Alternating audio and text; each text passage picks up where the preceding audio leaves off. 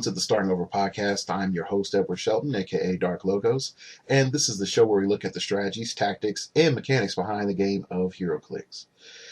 All right, today is definitely an interesting day, uh, mainly because I got people in tournaments this weekend, and man, I'm just trying to get tons of things organized, and it's not going well. It's really not going well.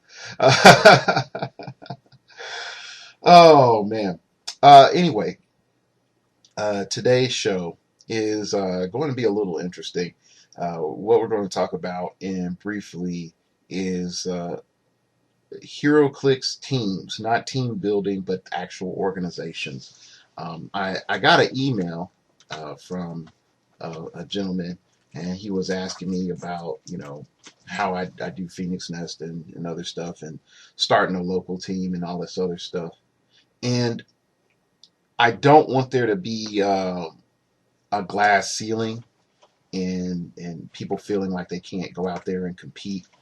But at the same time, I want everyone to know what it takes. I'm not giving away trade secrets of any team that I've talked to, so you won't hear any, Rubicon, how they do everything, or even how I do things in Phoenix Nest, because one thing I've learned just how teams are run, it also depends on the leadership of the team. But I'm going to give you some basic Foundry stuff so that if you want to start a heroclix team that's somewhat reasonably competitive, this is going to help you out. Also, if you go back through looking at my Origin and Gen Con archives, but mainly Origins, I talked to Dre, which is, I would say pretty much he is the field manager for Rubicon whenever they go to the big events. Definitely listen to that interview. Listen to my interview with Patrick Yapago, aka Spawn 10, on The Quarry, the last episode of The Quarry. And those are going to be, I would say, quintessential, foundational. Like, you better run through those about 4 to 5 times, because they're going to serve you a lot more than you even know. Because not my interview with Spawn, but definitely my conversations with Dre, just blew my mind of what's all involved. So what I'm going to do is I'm going to compact various elements from my various conversations, and even how I know different teams are structured. Okay, and there's going to be a little brief history lesson and all the other jazz. All right, heroclix teams are not new. Chapter 1. Heroclix teams are not new. Heroclix teams have been around for a long time. There was the Ohio Players, 4 Points Gaming, and a few other crews way back. I would say like 2006, 2007. And it doesn't seem that long ago, but when you actually think about it in, real time, it's almost 10 years. And one reason Scott Crampton is, I would say, one of the OGs of heroclix is that he won several Wizard Worlds under the 4 Points Gaming Club, banner, way back. And Meatloaf X, which is somebody that majority of you all would not know, ran the Ohio Players. And the Ohio Players was pretty much, I would say, the godfathers of a lot of old tech. A lot of old tech that isn't used anymore, but was very popular back in the day. Certain wildcard tactics, certain swarm team tactics. Not so much in the tent pole tactics, because they were really anti-tent pole. But definitely the pit crew evaluations, that came from Ohio Players. And there was a little bit of a battle back and forth between the Ohio Players and the 4 Points Gaming. But it wasn't like, you suck, let's talk crap on the internet. It was just, minor ribbing and then actual playing in tournaments. So what happened? Why was there only really like 2 major teams back in the day? Well, number one, WizKids established a culture, old classic Coke WizKids, first generation WizKids, fresh off the boat WizKids. Okay. They established early on that they didn't have a lot of money. And you're talking about Pokemon, Yu-Gi-Oh! Versus all these other big games out there are throwing huge cash prizes. Just like crap tons of money. And throwing around crap tons of money is one of the main reasons why Versus went under. Because they threw out too much prize money. They couldn't support it with the amount of product that they were moving. But they decided that the prizes for heroclix was always going to be the figure. And the highest end that a figure ever got was a masterpiece piece if you won a Wizard World tournament. It was a custom made piece by one of the sculptors, and it would sell for $100. Now you would laugh now, like, what, $100? That's not that much. But when you start looking classically how much figures went for, I got into the REV game late, and I came in around Mutant Mayhem. But anyway, the REV back in Icons, when I start even looking at those things, it's like $30. And I mean, that's a full, like, set. It's like around $30. It's real cheap. Okay. You could get, once your eBay game got up, it was really the uniques, which were classically what we would call our super rares. The uniques would range between, $10 to $15. On occasion, you would get like a Casing Green Lantern or Ultimate Store that would go for between 40 and 50. But that's really about it. Casey Flash sort of came in and became a classic piece only because he won some Wizard World tournaments. But I mean, you're not looking at anything real expensive. So the game as a whole, as a culture, has been based around just people playing at the local store. It hasn't been based on going to big tournaments and winning and names and, oh, look at me, I've been here and did that. It was really like, oh, I go to the store and I get this LE. And if you were good at it, you would go to multiple stores, get LEs, and sell them on eBay. And that's it. There was no reason for teams to exist, even when they went into the Wizard World system.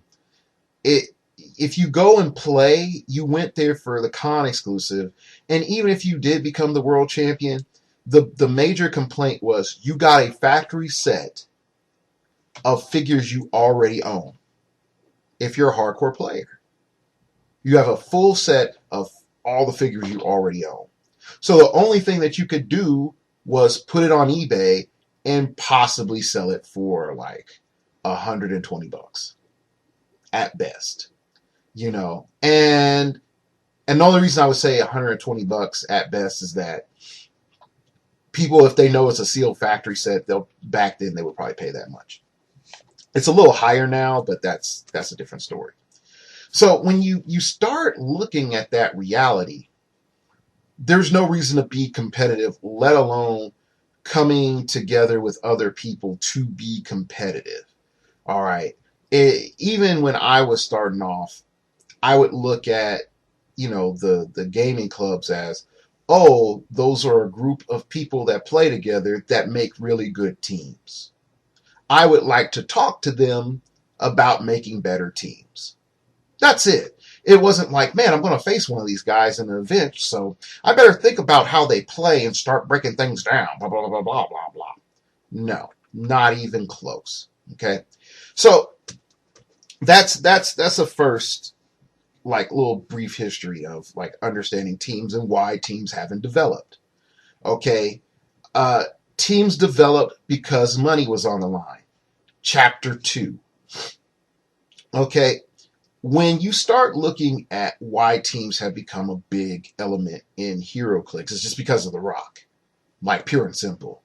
If you look at the year before The Rock, there was really no team that anyone cared about. There were alliances, there were some names, but that's really about it. There was no like official like Team Philly team or, Majestics. Even though Majestics as a venue and as a team has been around, it's not like a name that you threw around. The only reason Majestics came on the scene was initially when George Massue sent out a challenge to pretty much saying that there wasn't much competition on the West Coast and that all the competition was on the East Coast, and that's where all the WizKids events were at. And so Patrick sort of came back as like, to hell's you say, and went dojo hunting. And Patrick, I'm not sure if Patrick ever played George. I'm not quite sure. And I can't comment on that. But what I can say is, that little, back and forth, and I think it happened on Glass Cabinet like 2000, either 2012 or 2013, because I remember watching that. It was interesting because that little joke, and it was a joke, and the main reason is I know this because I know George, and George is a heel. He's a straight heel, like in wrestling terms. He likes being the bad guy. I mean, he made Black Adam for all considerations. Okay, so it comes back that when this culture of West versus East, East versus West sort of emerged, little factions sort of popped up and sort of peeked their head up and sort of said like, yo, we're here. So you have your Team Vegas. And again, I'm not saying that these teams didn't exist beforehand, but they're really not known until really after the George Massue event. Okay. So you have your Majestics and you have your Team Vegas. You had Aaron Cantu on his initial team where he started a Team Sex Machine, which eventually he changed to a different name. You have a lot of West Coast players sort of saying like, we're good stuff. WizKids doesn't give us a chance. They don't bring anything out here, which it's a legit gripe for everybody that doesn't live on the East Coast. WizKids really on the northern East Coast because they didn't bring stuff down into Florida and the Carolinas either.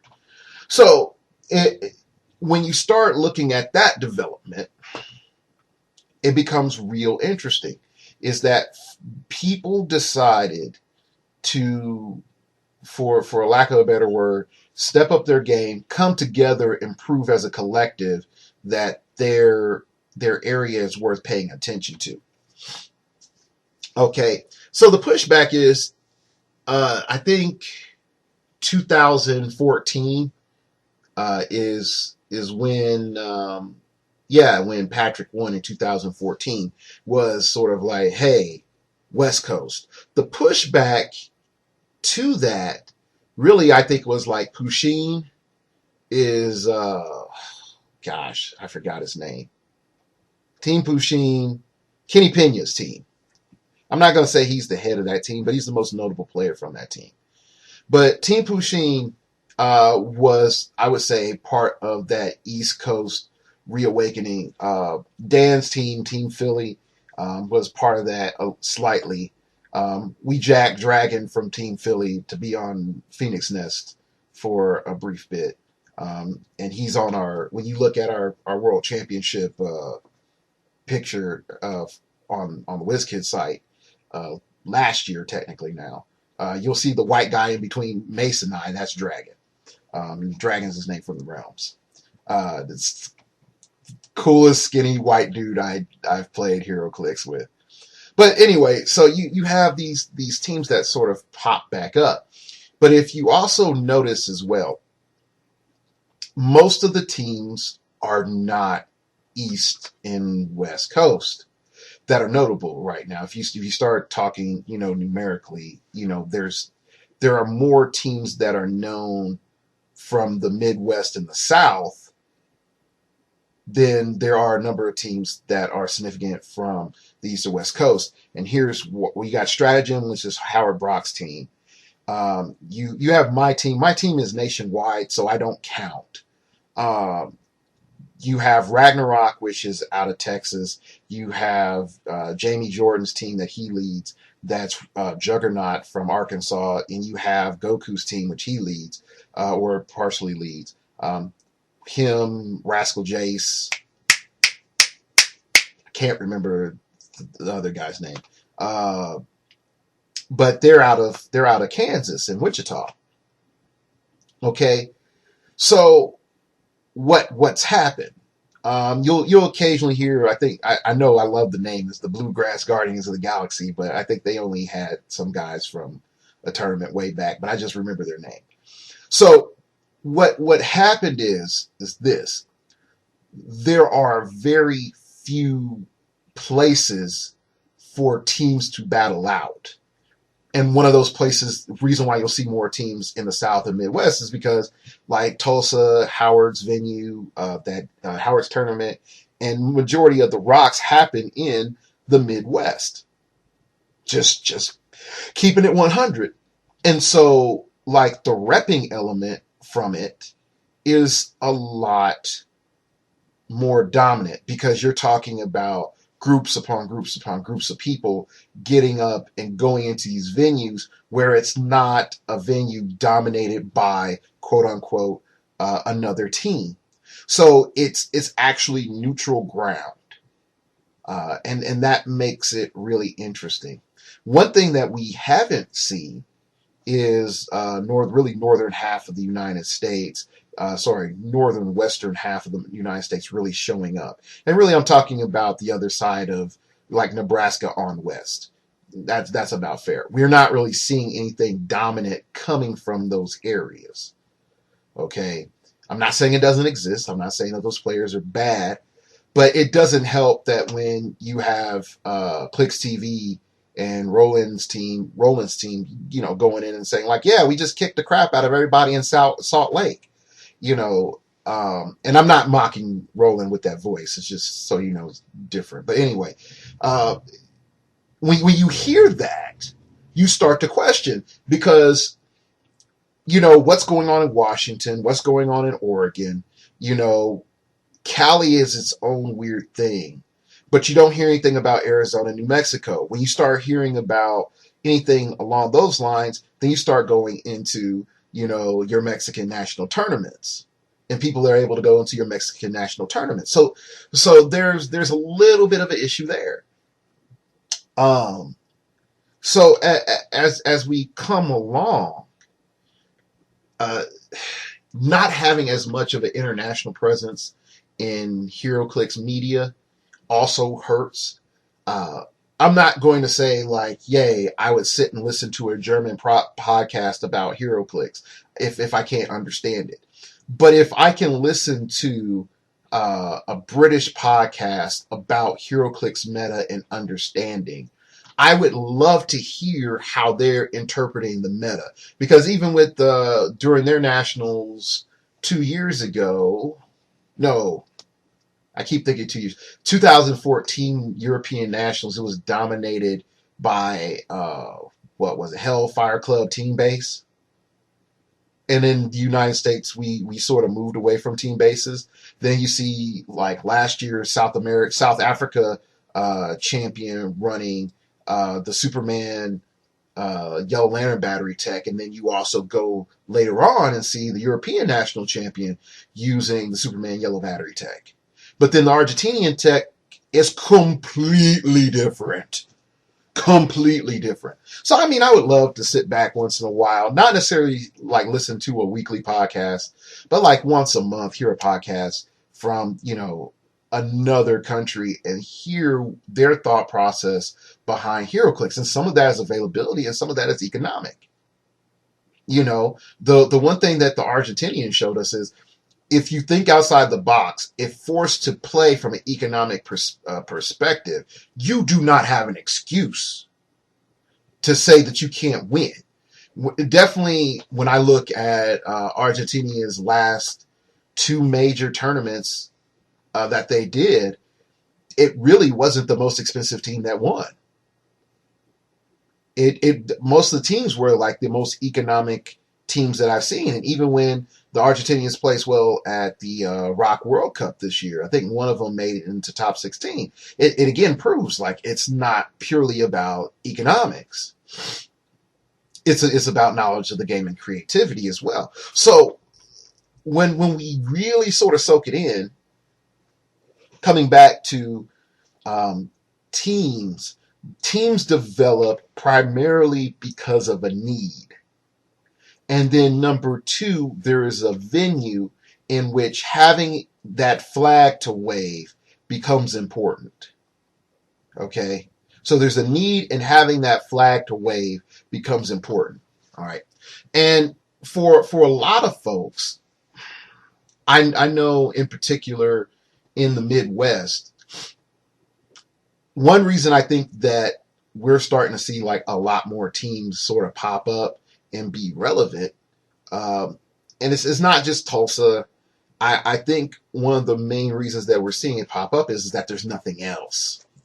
Like if WizKids goes to the coast or WizKids goes to a con, great. But WizKids would very rarely come to the Midwest. And if they did, it would be Chicago, maybe Houston. Okay. So for me, either way it goes, I have to make an 8-hour drive to go to the closest thing. I'm not going to Salt Lake, they're most likely not going to Nebraska, for sure not going to Kansas or Arkansas. Okay. And that's not an insult, but let's just be real about it. They're not going to go anywhere that's not a major city. Okay. And yes, I know there's Little Rock. Yeah. So, but no one's going to go to Little Rock to play. Not an insult, but let's be real about it. Okay. So when we start breaking it down, because the Midwest has this void, or really pretty much the meat of the sandwich between coasts, there becomes more of a market to fill. And so since there's more of a market to fill and you see more and more familiar people, then of course, boom, there you go. Also, another reason why I'll be honest about this, the East Coast tech has fallen off slightly. And here's why. When you start talking about notable players, you have Daniel Jones, 2 times world champion. You have Ross Udis, former national champion. And then you have Kenny Pena. Okay. And you have George Matsu, but George is retired. Okay. That's it. So that really leaves you 3 solid minds of heroclix. Dan's on the quarry. Kenny is a great caster. Like I would love to have him live cast, but he's also a great player. And then Ross, he hasn't placed in any major tournament. But then, well, he hasn't placed in any major tournament since his national championship, to my knowledge. Okay. So then we have a problem here, because on top of that, how many rocks do you have on the East Coast? Okay. And some would say, well, isn't Phil Isaacson on, in Florida? Yeah, the southern part of the East Coast. And he's in school. Like keeping it 100. Like, I keep track of all this stuff for a reason. Okay. He's in school. So I added on a fifth name. But Phil doesn't share tech, like in the sense of like every month throwing out tech. Okay. He's competes, now and then. But when it comes along to influencing the meta, he only has one achievement, and that's that Sentinel. And that's not a slam against him, but that's all he's presented us to think about him with. Okay. He played a Super Scroll Lydia Mallard Orange Lantern Battery Monster team, but somebody already came up with that tech. So he didn't really introduce us to that tech. Okay. So coming back around, you can see on the West Coast, you have Roland, you have, and this is where it gets funny, is that Majestics, there's more of the individuals known from that team than them just as a whole. So you have Roland from sorry, rolling from Team Vegas. You have Aaron Cantu doing 2 clicks from KO. Uh, you have Spawn 10, Patrick Yapago. You have Kevin Afruz. Uh, Martinez. I forgot his name. He's the Mexican national champion, and he's also he was on their world championship team and for teams, and he's part of Majestic too. I forgot. Uh, and there's one other name from the West Coast I'm just forgetting off the top of my head right now. So you're almost 2-to-1 influence from the West Coast to the East Coast. Also, the East Coast had a bunch of trolls that were very anti-rock because things didn't go their way and they didn't want to do things, I would hate to say it like this, properly. They wanted to shortcut some things. And so because of that, their rock wasn't profitable. And then they start bad mouthing rock and saying all sorts of jank. And I mean, people are entitled to your opinion, but if you don't do things properly or at least create a situation where it's beneficial, like, not having your tournament in the beginning of the year when you know you're going to get freaking snow. Oh, I digress.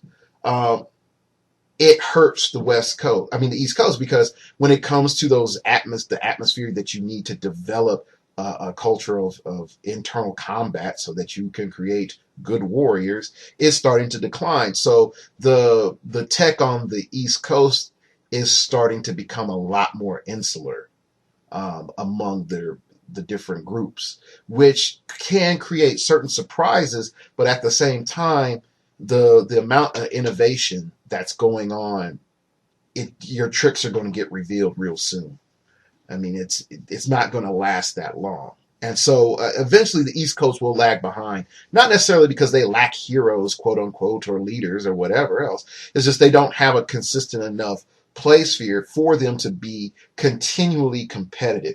I'm not saying that they can't win a world championship in the upcoming years, but I am going to say this: it's going to be harder. And then they're going to say, well, we have the national championships. The main reason that the national champion is more likely to be from the East Coast is because the national championship is always held on the East Coast.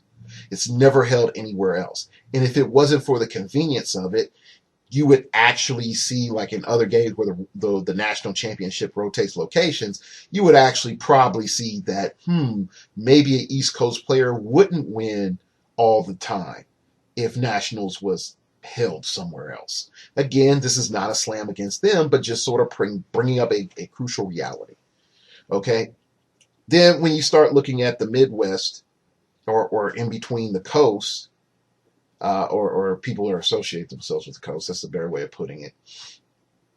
You have Jamie Jordan, you have Paris Gordon from Ragnarok, Ronnie sometimes, just going to be honest, Ronnie sometimes from Ragnarok. Then crap. Myself, Goku, Jamie. Okay. And Goku writes for the Majestic CCG.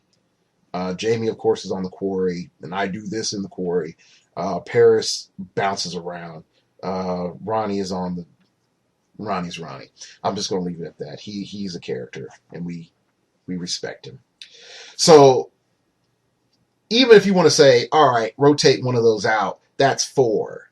So that at worst would put the Midwest in par with the East Coast. And I mean, I could inflate those numbers a little bit from players, but I'm not. Well, Rascal Jace, because he's actually won a couple of Super Qs and a couple of events. So I could actually inflate it slightly.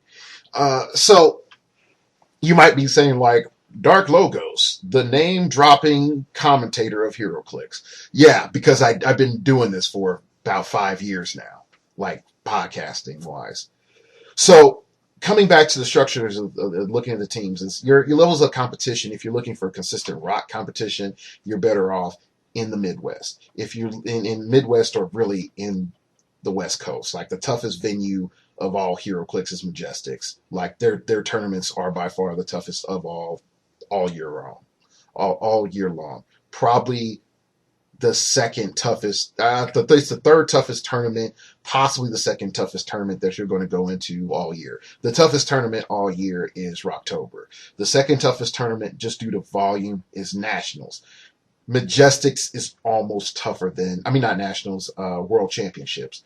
Majestics is almost as tough or tougher than the World Championship.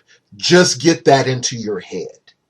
I'm not trying to hype, or I'm on, I'm a friend of Patrick Yabago, and I'm trying to get people to his venue. I'm not, no, none of that's going on.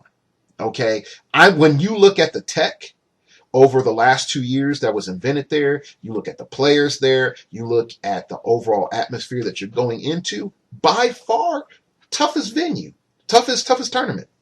Okay. And here's the thing. A majority of the Majestics players, the Majestics teammates, are not playing. They're running the event. I just want you to understand that. I just want you to understand that. Okay? The next thing that I really want to like sink in is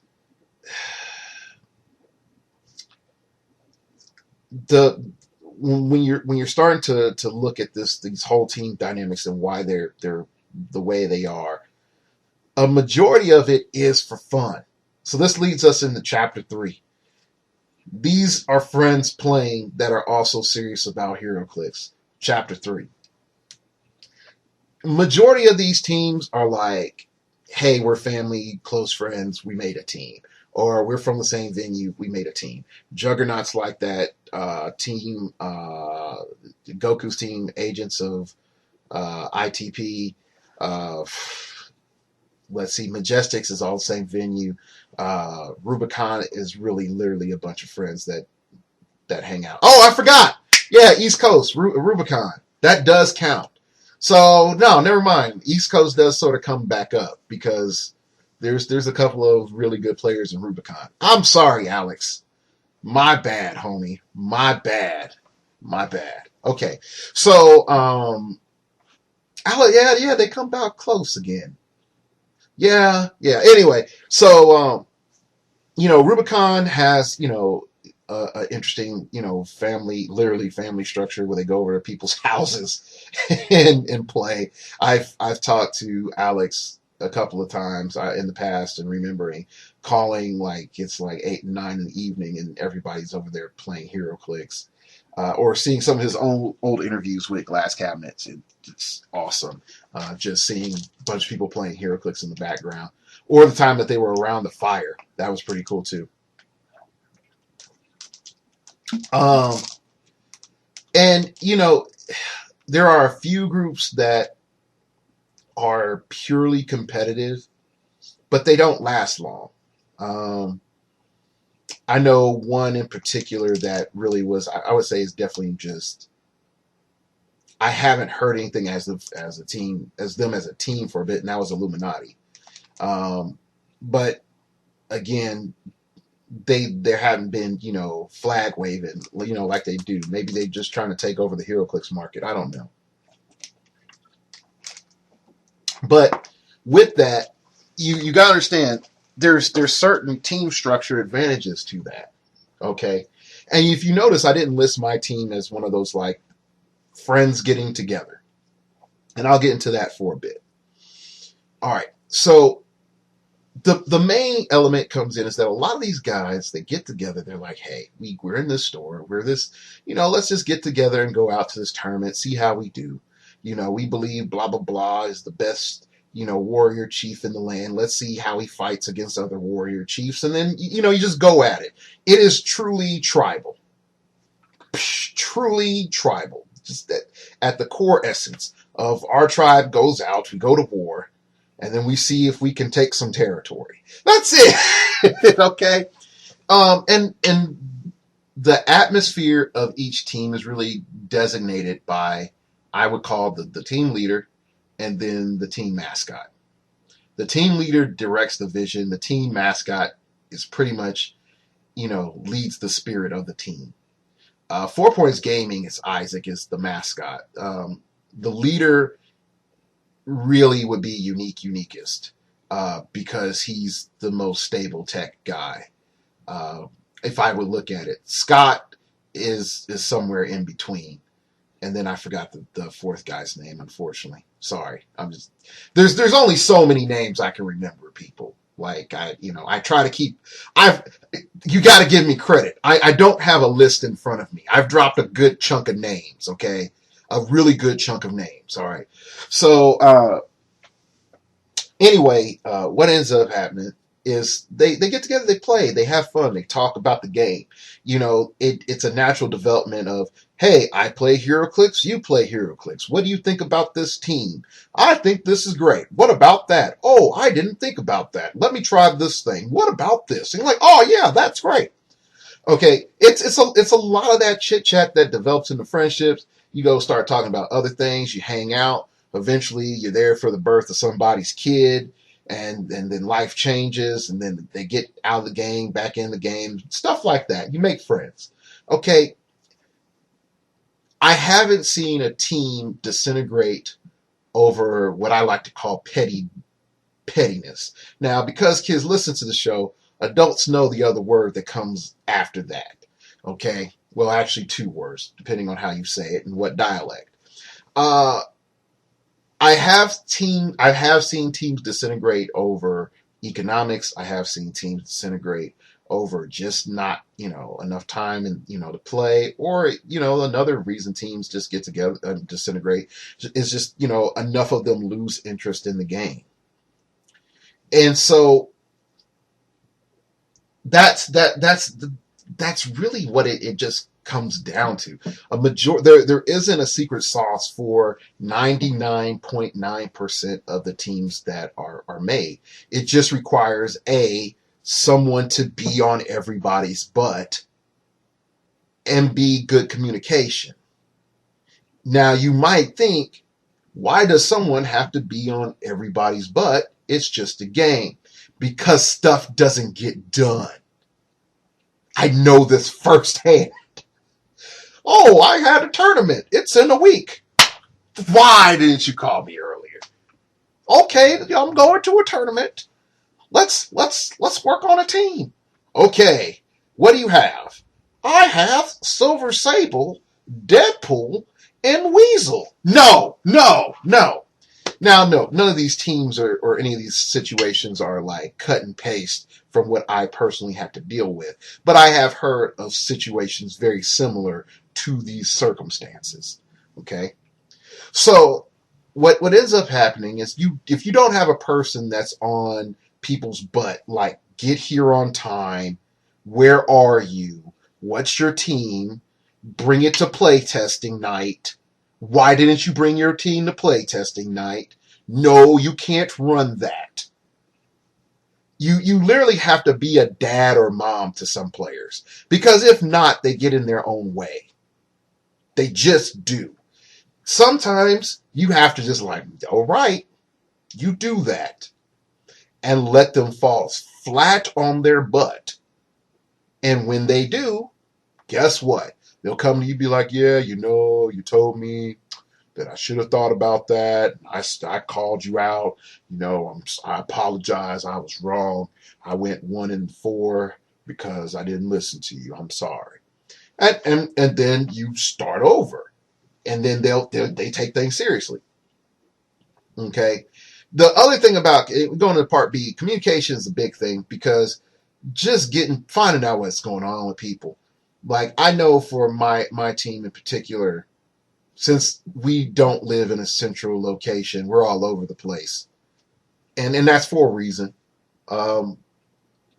Because we're all over the place, getting everybody in a room is hard. Like, we had a team meeting, and it was just like, oh, come on. Please show up. And I was like, I got two. I got two. It's like, okay, I got three. I got three. I need some more. No. Okay, I got three. All right, this is good. Okay, let's do this. And having that is worth it. You know, there's message boards and stuff. I advise if you do the message board thing, you do some cloak and dagger stuff because people will find it. People will find it. Um, yeah, that's the best way I can say it is people will find it. So there, yeah, that's about it. Now let me explain why Phoenix Nest is different than a lot of other teams. Number one, we open recruit. A lot of teams only open recruit at nationals for teams because something fell through, a person couldn't come in, you know, flights got delayed too long, train got delayed, they're stuck in Timbuktu because of weather, whatever. So then they'll open recruit for a temporary member. That temporary member may become a permanent member if they look at the skill level of that individual and they're like, I like the cut of your jib, sir. I think you would be a fine member of Team XYZ. Okay, and so they'll do that, and I've seen that multiple times. I've even seen people try to recruit Mace, uh, and that was pretty hilarious when they tried to recruit Mace. I'm not going to say who it is, but it's somebody that's a little well known. Um, so that's what usually happens.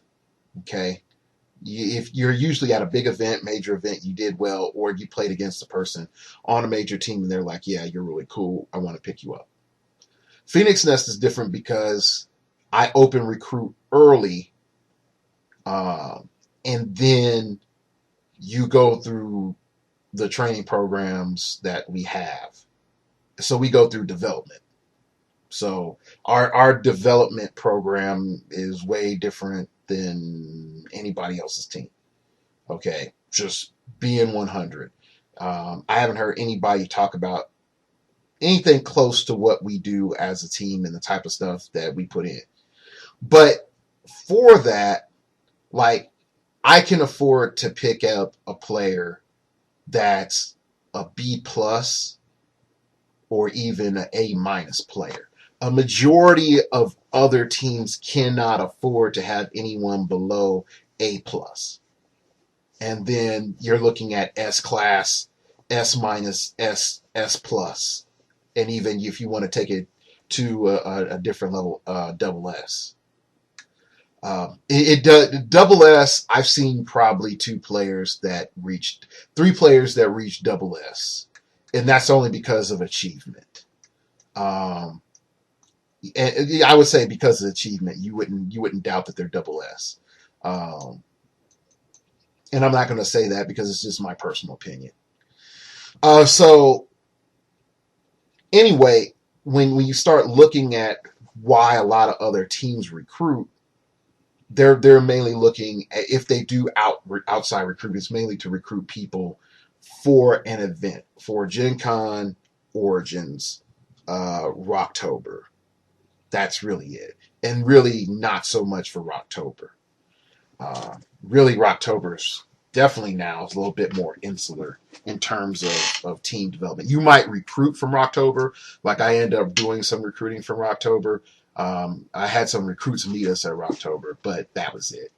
Like no one's going to come in and be like, hey, you know, you made top 16. Do you want to be on my team? Because usually the people in top 16 are on a team.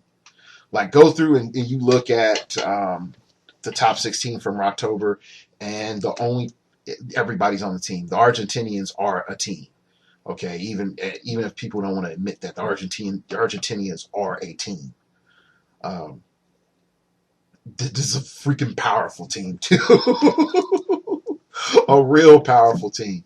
Uh, but like for my situation is team unity is different. I am the freaking Brainiac Skullship, you know, in more ways than one. Like I have the little mini cities inside of me, and each mini city is a different player. And me trying to connect little tube ways in between the cities, it can be complex. But I'm the hive mind, and I'm balancing people off of different other people and telling people like you need to Skype call this person, You need to call this person, talk to me. Okay, cool. Mace, when are the shirts ready? What do you need from me? Okay, I thought I sent that to you. Okay, it didn't come. All right, let me send this again. All right, stuff like that. All right, even with me using this show to recruit, uh, I don't recruit a bunch of people because you go through a very, very long process, a very long process, which a lot of other teams don't have time to do. Like, I don't have a wife and I don't have a kid. I got my nephew, but he's not here every day. I might take care of him twice a week, you know, but he's not here every day. I got time to do stuff. I go dance.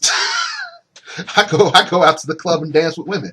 I'm not gonna front. Okay, so I got time.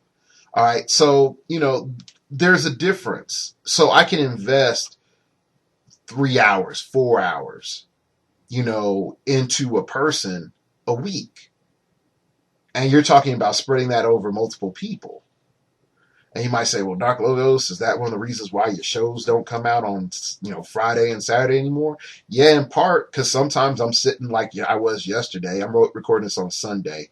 Like, I'm sitting by the phone waiting for tournament results, and, mid-tournament coaching for one of my players. In a couple of weeks before that, I had another player who was in a win a map, did a last-minute coaching in prep. He went in, won the win a map. We did post, prep and breakdown, and then future goals and setups. So there's a tons of things. Like, you'll even hear that with the interview with Patrick about the amount of work that they put in, the whiteboard, top figures, all this other stuff. You just have to spread it out and try to find creative ways of doing things. That's the problem when you have, people all over the place. So it's and as a team, like, you're not trying to make everybody buddy, but you are trying to make people comfortable. Okay. And you have to overcome the anxiety of, is this dude going away? Or, is this dude just a fanboy of Dark Logos? Does he just want to be, on a team to be on a team? Blah, blah, blah, blah. And I do my best to weed that out. Let's go into the final chapter. And the final chapter is things that I wish I knew when I started Phoenix Nest. A lament and celebration of Dark Logos. Things I wish I knew when I started Phoenix Nest. Mainly, I had a lot of course correction that I got from Andre, from him running Rubicon. First thing I wish I knew: do not just pick up people because they're good. I had a whole host of people on Phoenix Nest 1.0 that were really good, and things came and complications arose, and then they're like, nope, I'm not down for the cause anymore. And it was like, but I talked to you before they did. They're my local pals. I have to go do this. And it's like, no.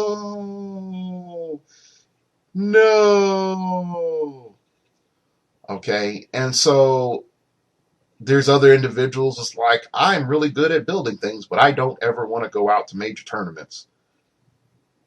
Okay, I really value your opinion, so I want you on my team.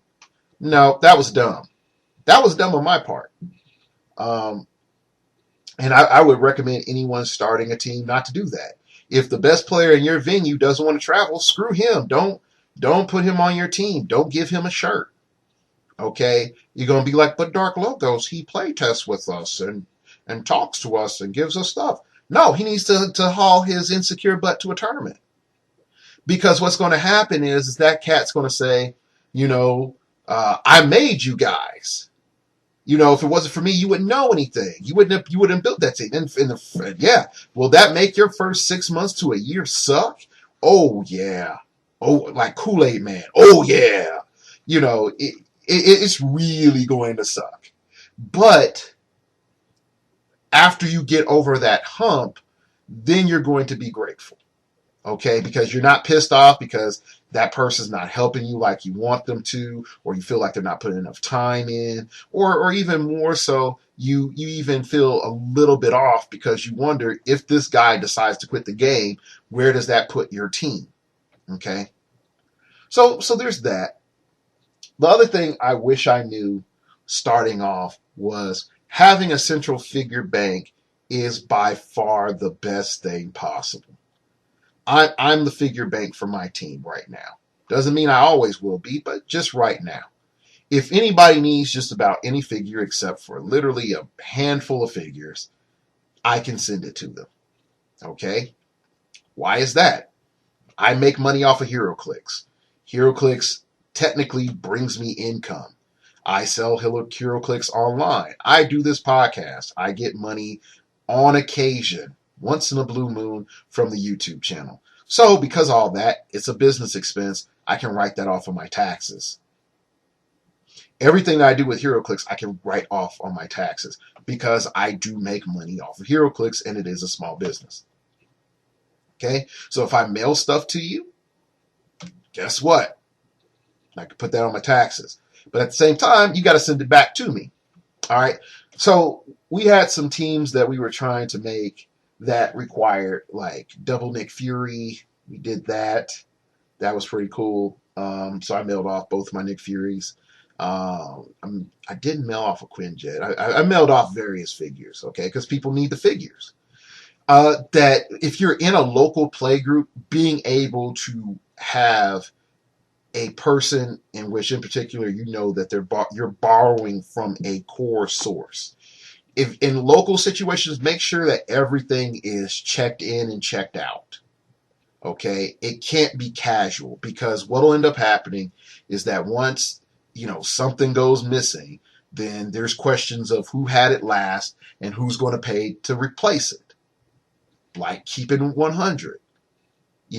I mailed out an entity, okay, to one of my players. Completely trust him with it, okay? If, for example, someone stole it from him, I know that he's good to replace it, all right?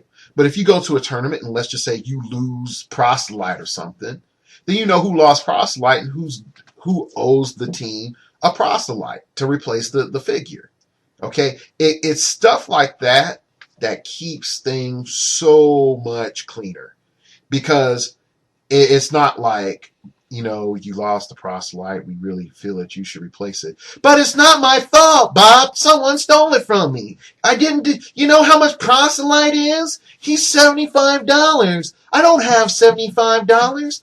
Yeah, I know you don't have $75, man, but you lost it. I know, Bob. I'm sorry. I don't know how hard I can say I'm sorry, but it wasn't my fault. Okay, stuff like that, when you make it clear up front, you lose things, something gets broken, it's on you. People will start being adults about things. Okay? They will be adults. They won't be like, oh, I can put this anywhere, or I can have my stuff out while I go to the restroom and have no one watch it. Because I'll put it like this, I've seen less thieves in heroclix than any other game. Yeah, I said it. Less thieves. Not no thieves, less thieves. But thieves exist. So have some sort of accountability set up. Check stuff in, check out. Central bank. Next thing is tax players. Tax your players. Like, you might think it's sort of wrong. Like, we have a structure. Like, if you win any sort of cash money, like a percentage of that goes back to the team. And you're like, that's not fair. He won it. No, we won it. We won it. He played. We won. Okay. Definitely when it comes to rock points in particular. Did you qual? Yes. Do you have enough qualifications to go into the final round of rock? Yes. The rest of the points that you get from the season goes to the team. But I want to go buy a figure in cool HC realm stuff with the points I would earn. Too dang bad. It goes on the team. I don't want to give it to the team. You're off the team. Pure and simple. And here's why I say this. Here's why I say this. Okay. Of course, you give that player the lion's share of the bounty. But if you do not tax your players, you will not have the financials and the access for a team win. You will have a lot of individual wins. And the problem with this is that going back to that grabbing players, once a person is at a certain level of accomplishment, other teams will come and want to recruit that player. And if they get bitter with you, or if Patrick comes in and says, hey, you're really cool, do you want to join Majestics? And you'll be Majestics Detroit. A lot of people would either lose their crap or like mentally melt down in joy that Patrick Yapago came to them and asked them if they wanted to have a big green Majestics, logo across their chests. Okay? So you want to establish a much of a team dynamic as possible. Okay? Another thing that I wish I knew before I started this team, and this would just be something that a new player needs to know. You can't have a central thinker like all the time. Like all the time. The central thinker has a huge burden for everybody's success. And sometimes some people can handle that, some people can't. When I first started off, I was like the central thinker. I was just like, here is information. Follow it. Thank you, citizen. And no. I actually had to take a lot of active feedback to move away from that. Not only did I move away from that, just sort of saying, okay, getting player input, applying player input, getting them the information that they need to get. Okay. And again, also having other players talk to other players that are in the team, it makes it a lot more essential. And so I know personally I've grown in how I deal with the information and even how I deal with coaching. It's night and day from even a year ago. And so this is sort of another point is eventually success will stop you from playing as much. Eventually success will stop you from playing as much. And this is sort of a lesson I learned from Andre. At Gen Con 2014, I saw Andre in the middle of teams for Rubicon, going around talking to the different team members from Rubicon during the team match finals, and asking, did you need anything? Did you want anything? Do you need a smoke? Have you eaten? Like really important questions that don't seem important, but when you understand player dynamics, are really important questions because players can lose track of their whole entire livelihood if they're focused on their games, and he is managing the entire team, even so much so when they had the lunch break, he was able to get the whole entire team together, get them to the food location, make sure they ate and paid, and got them back before time and ready to go for their next match. The last few major tournaments that I've had players in, I have pretty much sat on the couch during a Saturday or on my computer, by my computer, and taken info. And if they call me, I'm like, yo, blah, blah, blah, this, blah, blah, blah, that, blah, blah, blah, this. What did you face? Blah, blah, blah, this. Adjustment. Correct. Good decision making. Bravo. Pat on the back. No, this is bad. Don't do that again. Blah, blah, blah, blah, blah, blah, blah. Are you good? Okay. High five through the phone. Boom. And any of my players that have listened to me coach over the phone, That's how I do. If they win, I'm proud of them. If they lose, I'm proud of them. Part of you kicks yourself harder that you didn't read one more article, listen to one more podcast, take a step back and do one more tweak on the team, do one more play test. You know, all these different things that you to an extent you have to emotionally say, like, Edward, you're not playing, they're playing. Edward, you can't do that all for them. They have to do it. Okay? What part on your end did you do correct? Okay. All right. What part can you tighten up? All right. All right. Those things that you can tighten up, go do. Everything else lies on them. And so, definitely as like the manager coach type player, I still play. I still play darn well. Uh, but you spend more time making sure others also succeed. And I mean, I'll be honest. I'll keep it straight 100. If I never win a world championship, I would be fine. If 3 or 4 of my players on my team won a world championship, I'd be ecstatic. Ecstatic. Okay? And here's why. I knew from every level of development in their play, every breakthrough, every great moment, every bad moment, when we thought we were out, when we knew we were in, uh, I was there. They played, and I gave them my best, and they utilized my best so that they can be their best. And that's a win. That's a win. So, scripture passage goes like this, celebrate with, rejoice with those who are rejoicing and mourn with those who mourn. And that's what good coaching leads to. Eventually that's the phase that a lot of folks don't want to understand. And when it comes definitely to the future of teams, heroclix is not physical. So you can be any age and play.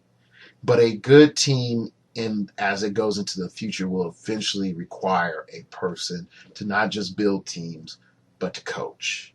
And that's where I feel, I think that's where the innovation is. Just 100. And I'm not going to give out my coach methods or anything like that. And I know a lot of teams that do. I know Patrick coaches in a way. I coach in a different way. No 2 NBA teams coach the same. No 2 college basketball teams coach the same. No 2, football teams coach the same. So your methodology, getting the right players on board, I have a whole filter to make sure that the right players are on board. If you're not for me, you're a great player, great, fine. I have a nice little profile on you of you as a player. Unless your coach develops you out of those profiles, I have enough understanding what type of player you are. Not your possibilities, not your greatness potential, but just what type of flat player you are. A lot of people don't even create situations for players to metamorphosize into something better, but I digress. So that's it. I hope you all start to understand a little bit about teams, and it's not even exhaustive.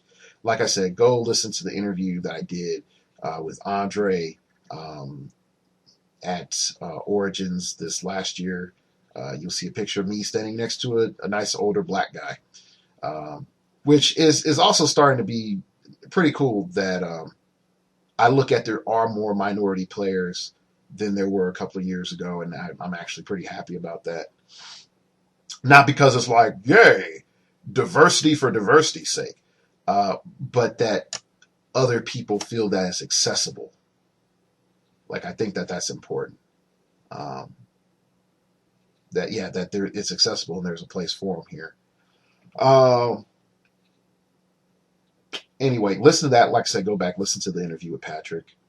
I think definitely in the last year, that's probably one of my best interviews. My interview with Patrick. From a knowledge content base, it's definitely one of the richest ones that you're going to get. So go chew that nugget, spit it up, chew it again, spit it up, and chew it one more time, just to get all that nutrients out of that grass, because that's some Super Saiyan stuff right there that he's dropping on us. So, all right, that's today's show. Thank y'all for listening. I really appreciate it. You can follow me on Twitter at StartOverPod. It came from outer space and told me, man, we got to get some good music up in here. Got to get some rockin' beats, as the young folks say. You can check my random musings on Twitter. You can find out when a new show is up. Thank you for my influx of January subscribers.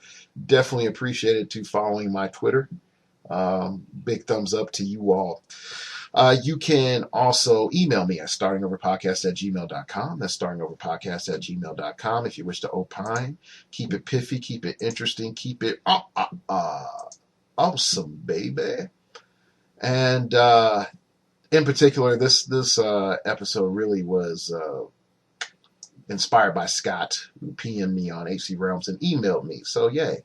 I do read my email, and occasionally things get sucked up by dating website emails and YouTube notifications. So, I apologize. And you can, of course, look in the link below to check out the place to buy the Phoenix Nest shirt or a Starting Over Podcast t-shirt. And I think that's about it. If you have any, if you want to enter into the, I hate to call it, the bag of coal giveaway, email me at startingoverpodcast.com and tell me how you're going to troll somebody with the massive bag of heroclix that I'm going to give you. All right, that's it. I know it's a little bit long show, but hey, hopefully I have a lot of information that is good for you all. And thank you for listening. And remember, we all have to start over sometime.